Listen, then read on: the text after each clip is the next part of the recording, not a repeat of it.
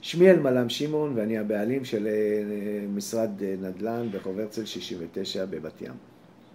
אני פונה כרגע למוכרי דירות שפרסמו כרגע ביד 2 והם רוצים למכור את הדירה. אבל הם בהתלבטות, מה עושים ראשון? למכור את הדירה ואז לחפש דירה? לחפש דירה ואחרי שמוצאים את הדירה ואז למכור את הדירה? אז אני רוצה להציע לכם עצה.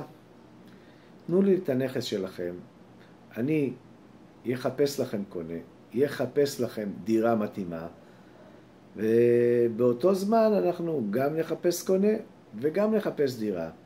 וברגע שיהיה לנו את שני הפרטים האלה הכי חשובים, זה קונה טוב ודירה טובה, אז בעצם ניכנס לעסקה משולבת של מחירת הדירה וקניית הדירה הנוספת. בצורה הזאת אנחנו שומרים על שני דברים. דבר ראשון, המוכר מחפש קונים, משווקים את הדירה, אנחנו משווקים לו את הדירה, מחפשים קונים, שומרים אותם, ואז מקדמים אותם לעסקת מחירה. בד בבד אנחנו הולכים עם המוכר, ומחפשים לו דירה שמתאימה לו. ואז יש לנו דירה, ואז אנחנו גם את הדירה הזאת, אנחנו מקדמים אותו לכיוון מחירה. ואז בעצם אנחנו בודקים את העלויות, הדירה שנמכרה, פלוס המשכנתא או ההון העצמי שיש להם, והדירה החדשה. ואז בודקים לא רק את העלות, בודקים את תנאי תשלום ואת הפינוי, זמני פינוי. זאת אומרת, יש פה 3 דברים שצריך לבדוק. זה מחיר הדירה החדשה, מחיר הדירה שמוכרים, זמני פינוי ותנאי תשלום. בעצם אני אעשה לכם את כל הדברים שאמורים להביא אתכם לדירה החדשה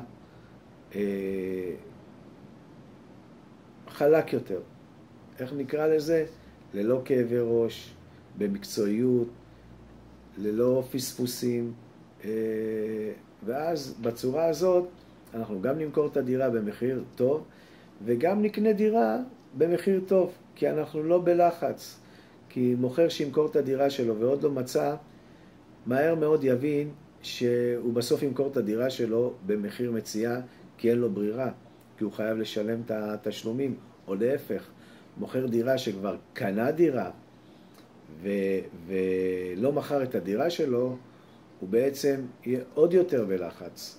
כי מה שאני מציע זה לעשות את זה בד בבד דרכי, כדי להגיע למקסימום ביטחון ומקסימום מחיר בקנייה ומינימום מחיר